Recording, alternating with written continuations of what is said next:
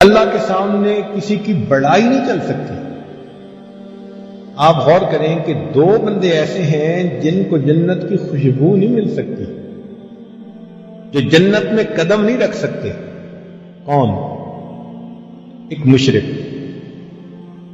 فیصلہ کر دیا ان اللہ لا یغفر ان یشرک بہ ویغفر ما دون ذلک لمن یشاء۔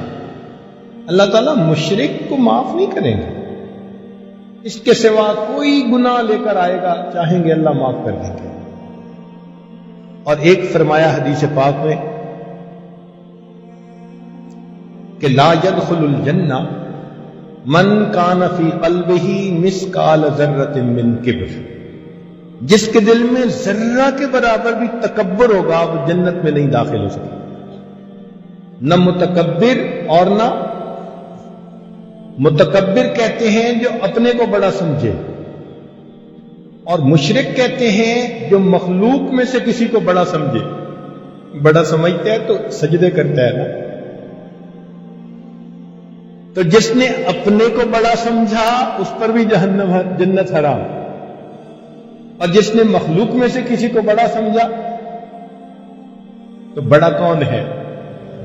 اس لیے جب ہم اللہ اکبر کہتے ہیں تو معنی ہوتا ہے کہ نہ میں بڑا نہ کوئی اور بڑا، بڑا کون ہے؟ اللہ رب العزت ہی بڑے ہیں۔ دن میں 5 مرتبہ مسجد بلایا تاکہ تم دنیا کے کاموں میں لگے ہوئے ہو، شاید سبق تم بھول جاؤ، تمہیں یاد دہانی رہنی چاہیے۔ اللہ اکبر کے الفاظ سے آؤ اس ذات کی طرف جو سب سے بڑی ذات ہے، تاکہ تمہیں تمہارا مقصد یاد رہے۔ اسی لیے اس اللہ اکبر کے الفاظ کو سن کر شیطان بھاگتا ہے۔ مؤذن اللہ اکبر کہتا ہے، حدیث پاک میں آتا ہے، اس کو سنتے ہی شیطان دور بھاگتا ہے۔ 2 کلام ہیں جن سے بھاگتا ہے، ایک اللہ اکبر، اور ایک جب لا حول ولا قوت الا باللہ پڑھا جاتا ہے پھر بھی شیطان بھاگتا ہے، ری خارج ہوتی ہے اس کی۔ اللہ کی عظمتیں اس کے سامنے۔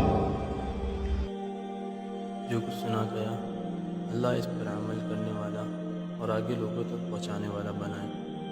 مزید اصلاحی بیانات کے لیے ہمارا یوٹیوب چینل ایمان و یقین کو سبسکرائب کریں۔ جزاک اللہ۔